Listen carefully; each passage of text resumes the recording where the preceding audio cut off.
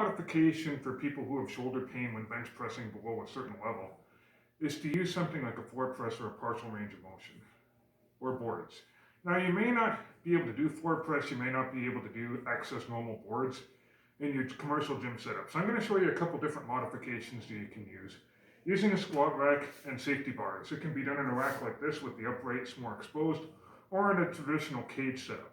So the first variation I learned from Brian Carroll. I nickname it the MacGyver board press. So you set the racks, or you set the safety bars to a comfortable height, and then you touch the bar down on them. I usually like pausing for a second and then coming back up.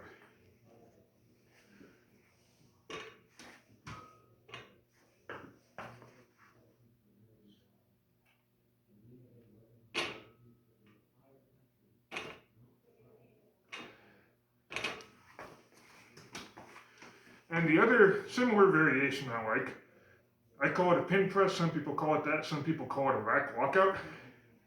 You start with the bar or the barbell on the safety bars and you press it up from a dead stop. In contrast to the previous variation and in contrast to the traditional bench press, you don't get to use the stretch reflex and the momentum because you're starting from a dead stop.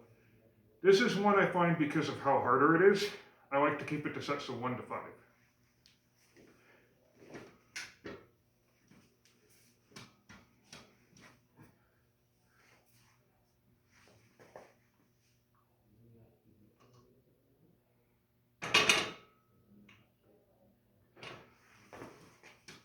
So those are 2 modifications you can use for your clients with shoulder pain who are trying to get back to bench pressing, are good with most other pressing movements, but aren't quite there yet in the full range of motion.